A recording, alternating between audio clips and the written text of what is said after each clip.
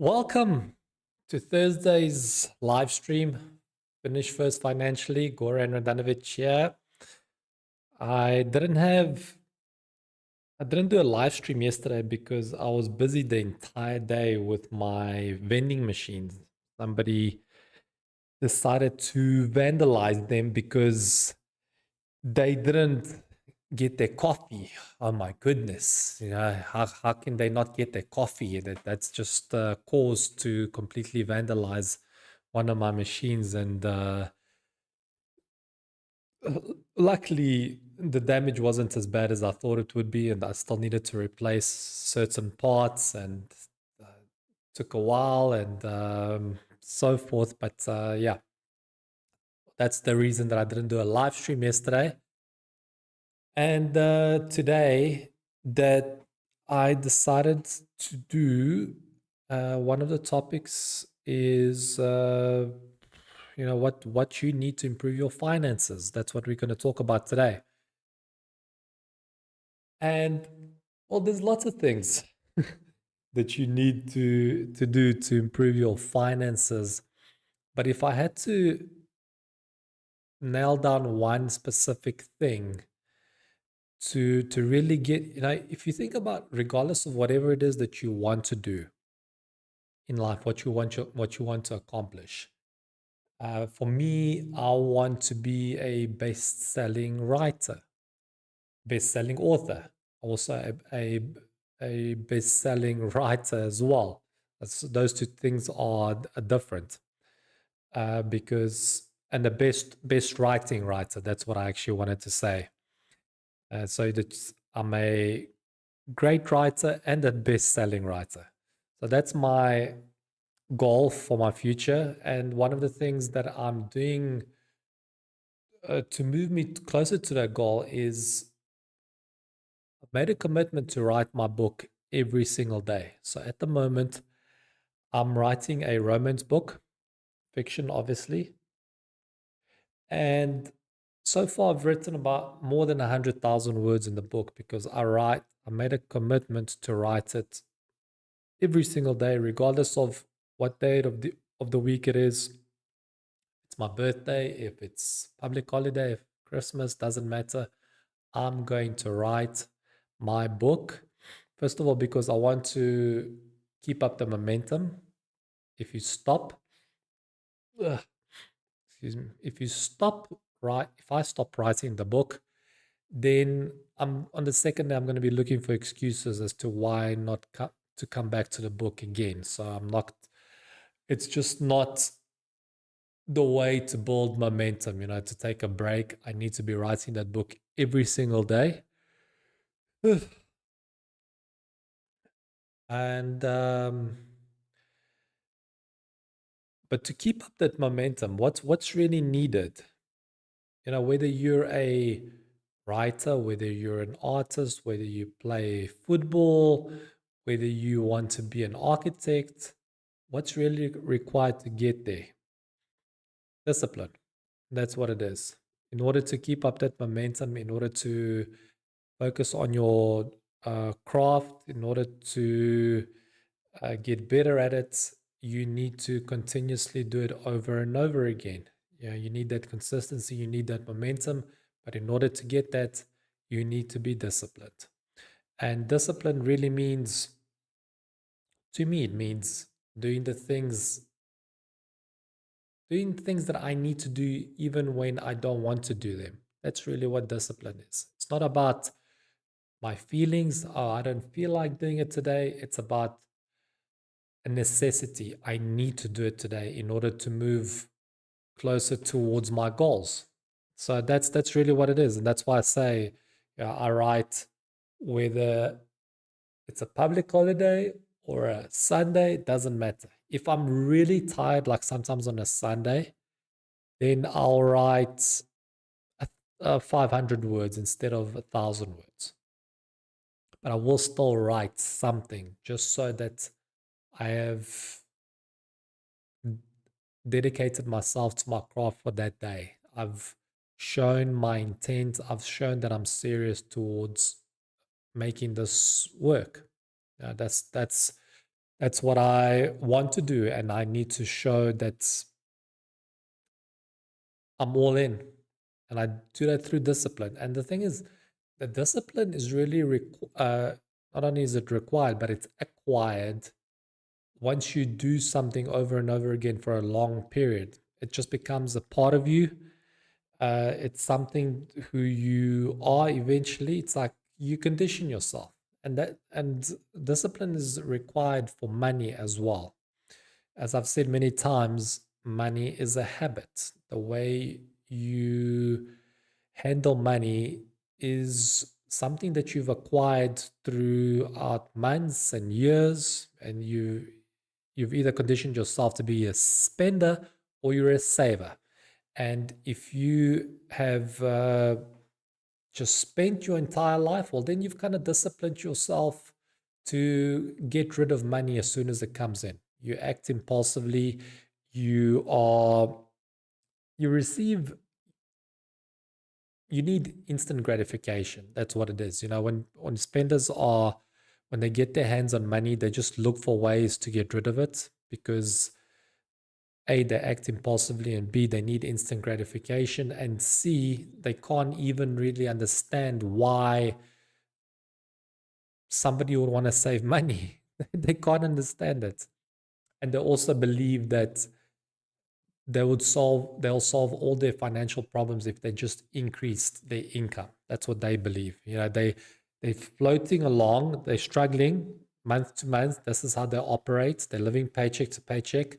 So they think, oh, if I just had like $2,000 more coming in every single month, and that would solve my problems.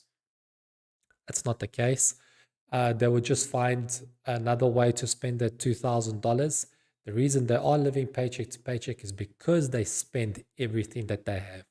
And you might say, well, that's because the expenses are, everything is expensive these days with inflation and all of this. Yes, I agree that that is true to an extent. But the biggest problem with spenders is that they they need that instant gratification. They're living their lives beyond their means, and they will always live their lives beyond their means. So regardless of how much money they make, they're always going to be back at square one. They're always going to be living paycheck to paycheck because they always find a way to spend all of their money. They just they don't look at things long term. They look at it's sort of like a child who wants a toy. They want it right now. They can't wait. That's actually a lot like a spender's mentality. They need that stuff like right now. They just derive pleasure from spending, from getting stuff that they usually don't even need, and they get bored of things as often. They buy gadgets and then they're bored of it a couple of weeks later, a couple of months later. So spenders are not disciplined in most cases. I mean, they can't be disciplined with money. If they were disciplined with money, they would have money. So their spending habits are out of control. They are obviously living a life beyond their means, and they're not going to solve their problems by increasing their salary. What will work for a spender is learning how to manage money. That's extremely important. And we can go back to the discussion of, well, everything is expensive, inflation and this and that, and my salary increase isn't keeping up with all of these expenses that have increased and interest rate hikes and all of that. And all of us can reduce our expenses. Regardless of what they are, we can reduce them. Even the ones that are crucial for survival, can still reduce them. Instead of buying meat, well, you know what? Maybe you can have macaroni and cheese for a week. Is that the end of the world? You're still going to have food. Okay, sure, you might not have expensive meat, which is delicious. I agree with you. But I'm going to save for some time. And I'll have some meat now and again, but it's not going to be every day. Maybe it's not even going to be every week. I'm going to look for ways to save as much as possible. Because what I'm doing by saving is I'm conditioning myself to become a saver. I am starting to appreciate having savings. I am valuing every dollar that I make. And it's difficult for me to part ways with it because it was so difficult to get it. To receive an income takes a tremendous amount of effort.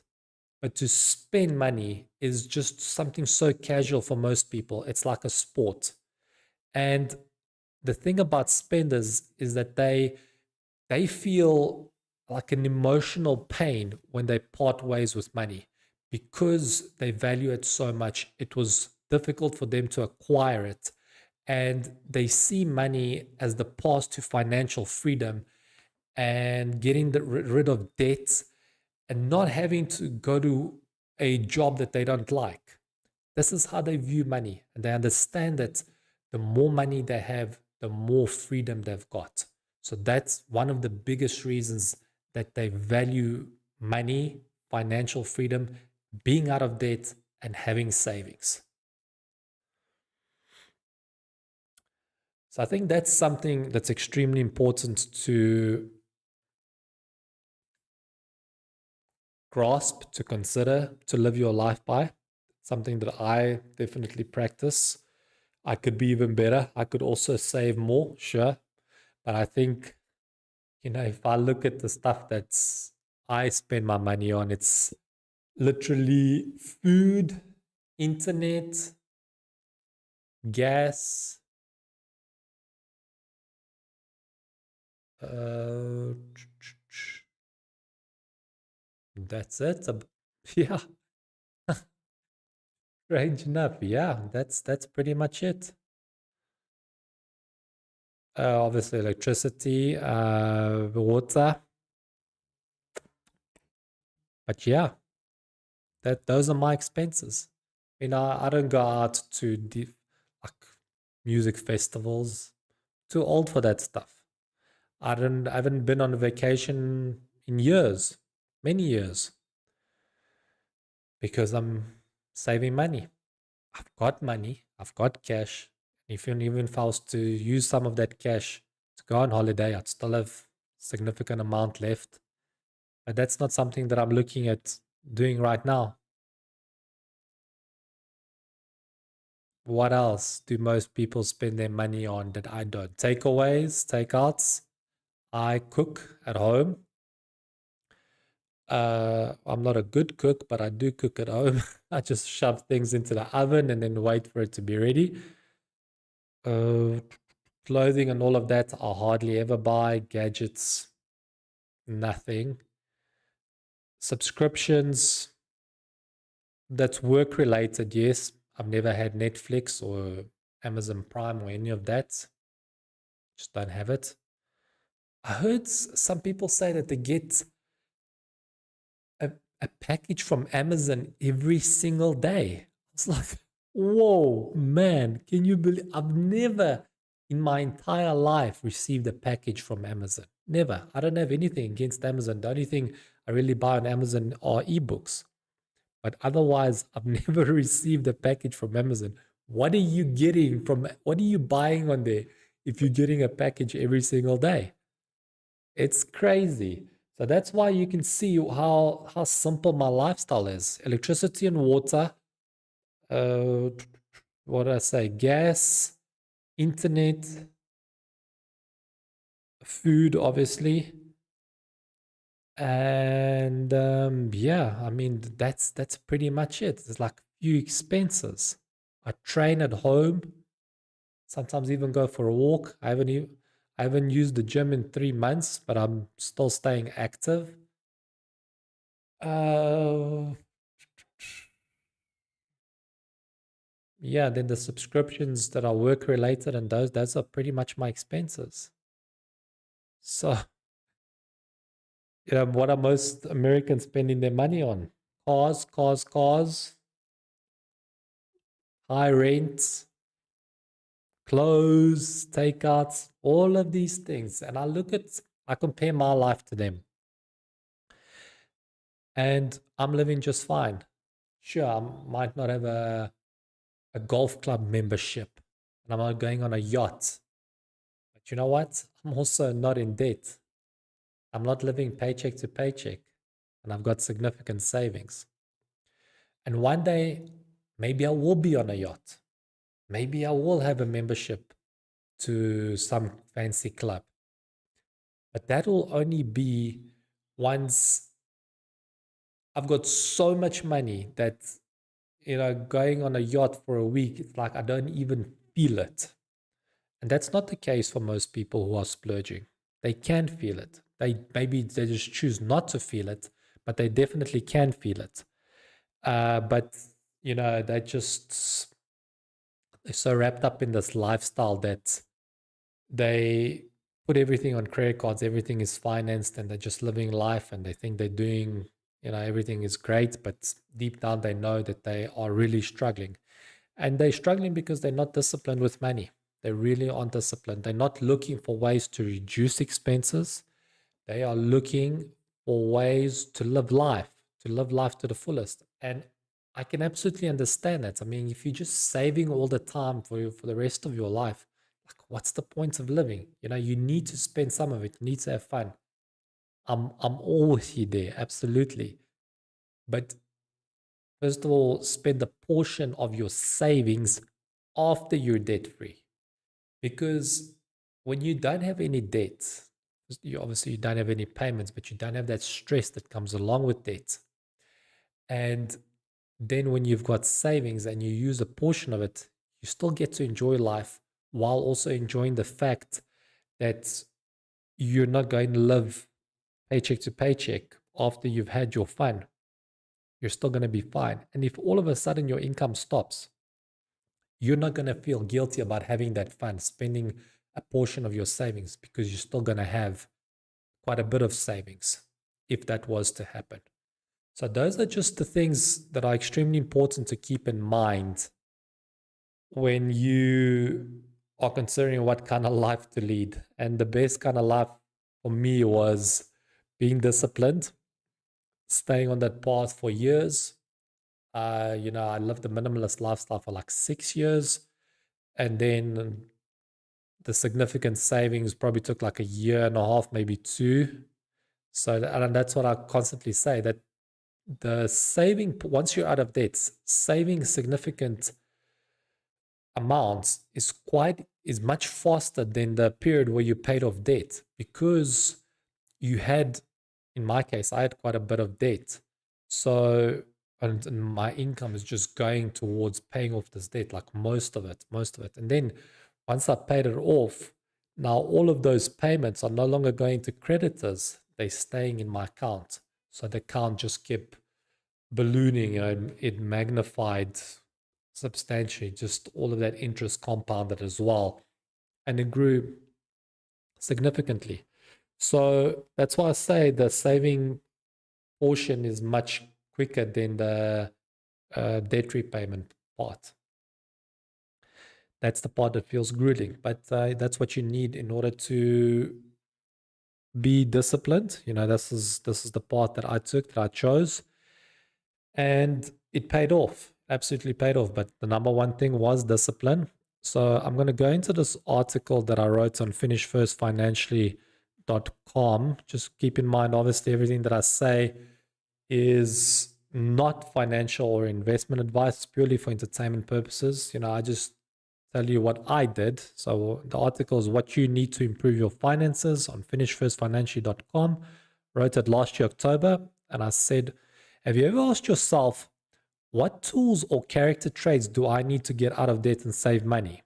Most people struggling financially have never considered the type of person they need to become or what they need to do to improve their finances.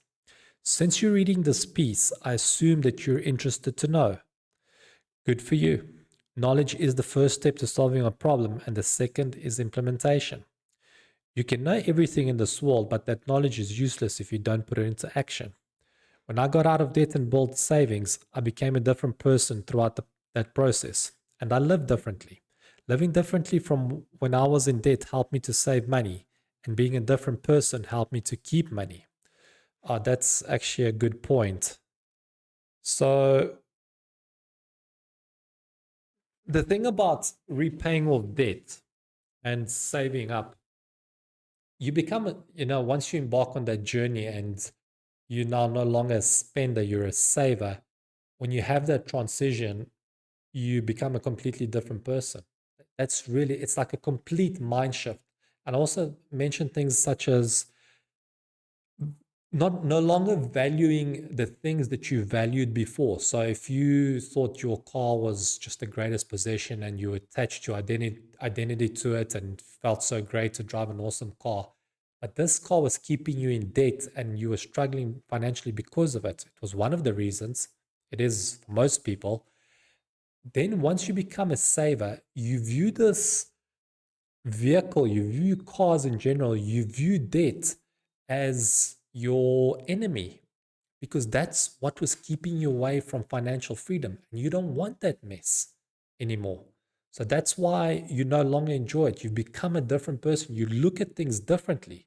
What you once loved has now become a foe. It's something that you want to stay away from because you derive much more pleasure from being debt free, from having savings, and being on the path to financial freedom.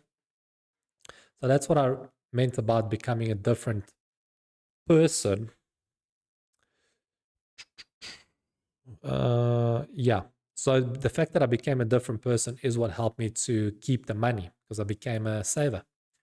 There are several things that you need to do and acquire, and there are several things that you need to do and acquire several traits to be a better money manager. But I've nailed it down to two key things.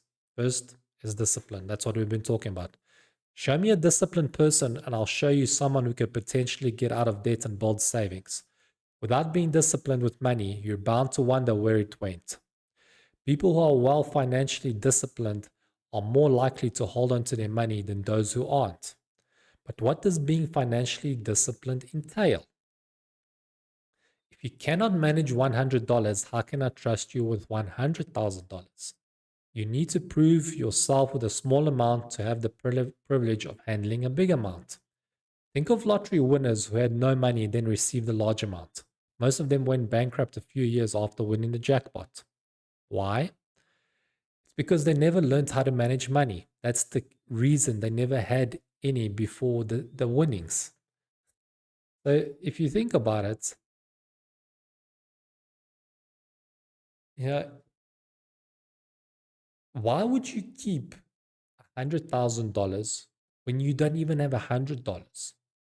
Like you broke, you're living paycheck to paycheck. So that shows that you can't even have $100 at the end of the month. Why would you have more than that? You haven't proven yourself to hold on to small amounts. And when big amounts come your way, what is this? An error occurred. So now, sorry about this. Just want to see if I'm still live because it's giving me an error.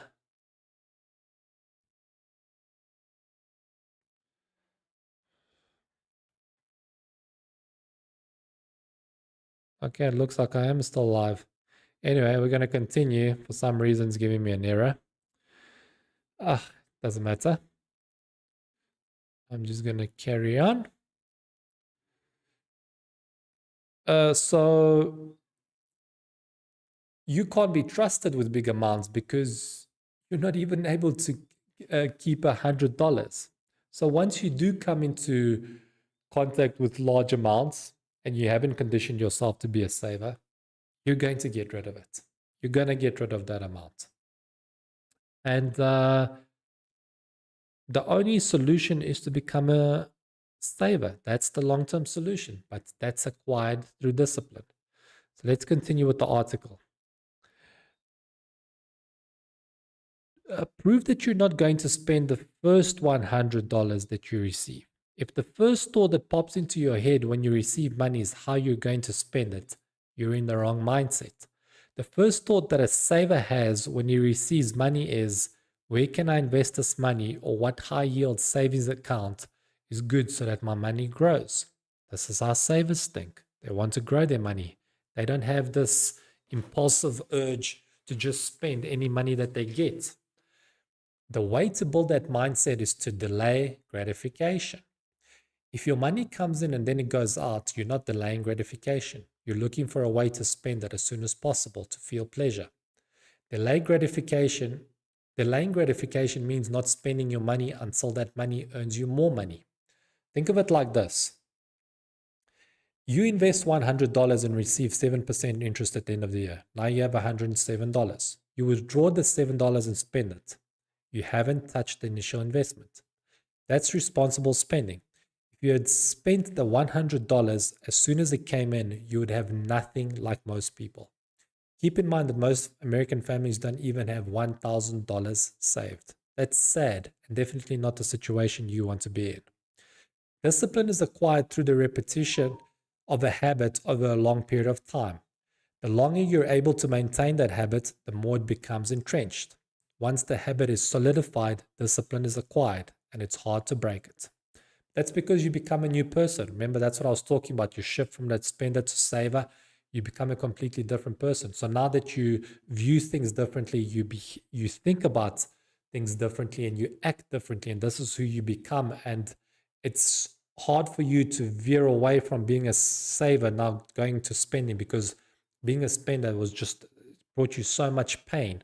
It was a difficult period throughout your life, and you don't want to go back to that, because being debt free feels good. Being on that path to financial freedom feels amazing, and you want to carry on further down that path. You want to be in the mindset of saving money, not spending it. It's okay to spend a portion of your money, but not all of it. But what if you're living month to month? How do you save money to build discipline? Okay, so here we go. You need to lower your lifestyle. Sacrifice is required to develop discipline and to save money. The answer for most people struggling financially is not to make more money. That will give them more room to spend. They haven't conditioned themselves to save. A spender thinks in terms of spending, and a saver saves money. If you haven't saved money over a long period of time, how can you consider yourself a saver? So that's how you prove if you are disciplined with money. Oh, sorry, I didn't even switch to the article. I apologize. Let me switch to it now. So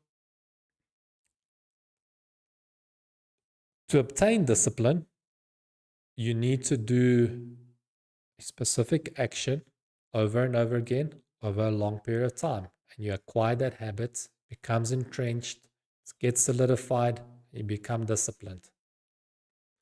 So with money, you can't just save for a week, for a month, and then take a break the second month. I need to treat myself. You need to become a saver, and that takes months and years in most cases. So that means you need to stick it out for much longer than a month or two of saving. You need to carry on and on and on until eventually you get to a point where you have saved consistently for a long period. And then when a purchase pops up, you're going to try to back out of it. This is the mentality of a saver. This is how savers think. They're either going to opt for a cheaper alternative, or completely maybe delay the purchase, or completely back out of it. Because they're going to ask themselves, do I really need this? How is this going to improve my life? Is it really going to add value? Is this an investment? They're going to be asking themselves all of these questions just to hold on to their money, because parting ways with money pains them. They don't want that pain. You need to develop the saving muscle. You can save money only if you have something left over at the end of the month. The best way to have money to save is by decreasing your expenses. So here's how you're going to decrease your expenses. Compile a cash flow statement. I call it that instead of a budget, because you need to have realistic figures in front of you, not forecasted ones. Look at every expense and find a way to reduce it. You can reduce almost every expense. If you live in a house, rent out a spare bedroom. If you're renting an apartment, rent a room instead. That will decrease your rental expense. Stop eating out, cancel your subscriptions, train at home instead of the gym. These are examples of how to reduce your expenses. All of us can reduce our expenses, but it will require a lifestyle shift. By reducing your expenses, you ultimately lower your lifestyle. That means dropping one or a few living standards. You're going to have to give up certain things to have money at the end of the month. That's what I mean by sacrifice. No person who accomplished success or obtained money did it without sacrifice. Some people are ashamed of lowering their lifestyles because they're worried about what others will think if they no longer drive fancy cars or share their living space. The standard of your lifestyle that you will live after lowering your expenses to be within your means is the level that you can actually afford. So what does that mean? When you're living a life that's not financed by debt, you're financing with cash, then that's the level that you can actually afford. It's not the one with debt. Once you're debt free and you're paying everything with cash, then you're on that level and you have significant savings, by the way. So that's the level. That's how you know if you can afford something. Once you're debt free, you're paying it with cash while still having significant savings and 6 months of essential expenses saved. Then I said the high standard that you've been living is the one that you cannot afford. I know that because you have debt and no money while living that lifestyle. Don't make the mistake of thinking that you can afford something because you can make monthly payments on the debt. The fact that you have debt means that you can't afford it. That's why you borrowed money, because you couldn't afford to pay it with cash. By lowering your lifestyle and living within your means, you'll begin the process of conditioning yourself to become a saver. So now, not only do you have money to save, but you're strengthening the discipline muscle. Okay, so that's pretty much regarding discipline. I think you get the gist of it. So that's very important to grasp. And you need to start today, as soon as possible, if you want to get on this path to becoming disciplined, to becoming a saver. Yeah, start immediately. It's up to you. Do what you want. I started immediately and I stopped taking on more debt because you don't get out of a hole by digging it deeper. So I just said stop. Even though it was very difficult for me. You know, when we're in a perpetual cycle of debt, we think, oh, let's take on more debt and it's going to help us. But no, it just prolongs your pain. Eventually have to pay that and just gives you more headaches. So I made a change immediately and I stuck with it for many years until I paid off all my debt and built savings. That's what's required to develop discipline, to become a saver, to condition yourself to save money. And everything else will kind of take care of itself. It'll auto-correct once you have discipline and you save money. So that's it for today. 7 a.m. Eastern Standard Time, Monday to Friday, is when I'm going to be on air on YouTube, and I'll obviously post all of this to the podcast platforms. And I'll catch you tomorrow, 7 a.m. Eastern Standard Time, for another personal